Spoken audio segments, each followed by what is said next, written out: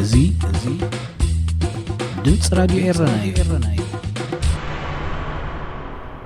ዕለታዊ ዜና ሰራዊት ኢትዮጵያ ናይታ ኣብ ሶማል ብ4 ግንቦት ዝወደቐት ነፋሪት ሙሉእ ሓላፍነት ወሲዱ።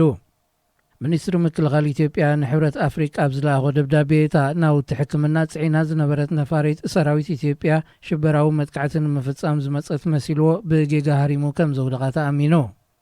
ንመኸተ ኮሮና ቫይረስ ዝሕግዝ ናውቲ ሕክምና ጽዒና ከም ዝነበረት ዝተገልጸት እታ ዋንነት ኬንያ ዝኾነት ነፋሪት ንኽትዓርፍ ሒደት ደቓይቕ ምስ ተረፋያ ተሃሪማ።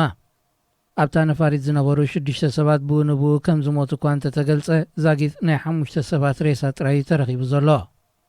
መንግስቲ ኬንያ ነዚ ብዝምልከት ኣብ ዘውፅኦ መግለጺ እቶም ነታ ነፋሪት ዝሃረሙ ወተሃደራት ኢትዮጵያ ኣካል ናይቲ ኣብ ሶማል ዓስኪሩ ዘሎ ዓቃብ ሰላም ሰራዊት ሕብረት ኣፍሪቃ ብዘይምዃኖም እቲ ኩነታት ዝያዳ መብርሂ ክወሃቦ ሓቲቱሎ። እታ ነፋሪት ኣብ ትበረሉ ዝነበረት እዋን ዝኾነ ርክብ ከም ዘይነበራ ብተደጋጋሚ ዝተገብረ ፈተነ እውን ካብቲ ፓይለት ምላሽ ከም ዘይረኸበን እዩ ሰራዊት ኢትዮጵያ ዝገልጽ ዘሎ። ኣካል ዓቃብ ሰላም ዘይኮነ ሰራዊት ኢትዮጵያ ኣብ ሶማል ምህላው ድሮ ካብ ተቃወምቲ ሓይልታት ሶማል ኣሉታዊ ምላሽ ክወሃቦ ጀሚሩሎ።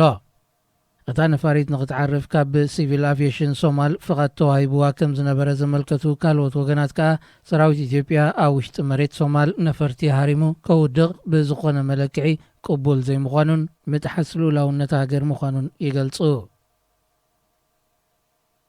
ኣዝማድ ናይቲ ብህዝባውን ዓብዪ ካብ ስልጣኑ ዝተዓለየ ፕረዚደንት ነበር ዑመር አልበሽር ወኒኖሞ ዝጸንሑ መሬትን ኣባይትን ክህገር ተወሲኑ። ማዕከናት ዜና ሱዳን ብ8 ግንቦት ኣብ ዘመሓላለፎ ዜና ኮሚቴ ጸረ ብልሽውናት ሃገር ብሓሙስ ኣብ ዝወዓለ ኣኼባ እቶም ኣዝማድ ዑመር አልበሽር ጥራይ ብምዃኖም ብሓለፋ ወኒኖሞ ዝጸንሑ ኣብ ከተማ ካርቱምን ከባቢያን ዝርከብ ኣባይትን መሬትን ናብ መንግስቲ ኣታዊ ክኸውን ወሲኑ። እቲ ኣብ ዝተፈላለየ ከባቢታት ካርቱም ዝርከብ ኣባይትን ካልእ መሬትን ከባቢ 92,000 ትርቢዒት ሜትር ይግመት። ኮሚቴ ጸረ ብልሽውና ሱዳን ብተወሳኺ ንቦርድ ኣህጉራዊ ማዕርፎ ነፈርቲ ሱዳን ክብትኖ እንከሎ ንምምሕዳርቲ ኤርፖርት እውን ብብልሽውና ሓቲትዎ ከም ዘሎ ተገሊጹ።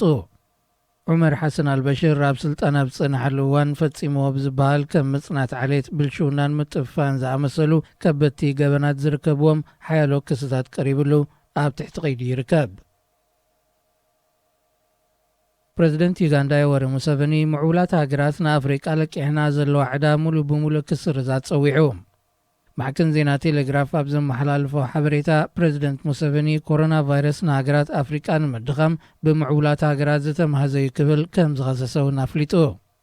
ይኹን እምበር ምዕራባውያን ሃገራት ኣብ ልዕሊ ኣፍሪቃ ዘለዎን ከፊላዊ ዕዳ ወይ ከዓ ወለድ ክስርዛ ስለ ዝጸንሐ መደርኡ ናብ ቻይና ዝቐንዐ ክሲ ምዃኑ ተንተንቲ የመልክቱ። ከም ዝፍለጥ ቻይና ልዕሊ ሓደ ሲሶ ካብ ዕዳታት ኣፍሪቃ ትውንን ክነሳእ ዛጊት ምልክት ምስራዝ ዕዳ ኣይረኣየትን። ብኻልእ ወገን ኣህጉራዊ ማዕከን ገንዘብ ብሰንኪ መኸተ ኮሮና ቫይረስ ንዝተሃሰየ ቁጠባ ዩጋንዳ ንምሕዋይ ናይ 491.5 ሚልዮን ዶላር ልቓሕ ፈቒዱ። ብሰንኪ እዚ ለበዳ ቫይረስ ጸላት ቱሪዝም ዩጋንዳ ብከቢድ ከም ዝተሃሰየ እዩ ዝፍለጥ። ክቡራት ሰማዕትና ዜና ብዝተፈጺሙሎ ሬድዮ ኤረና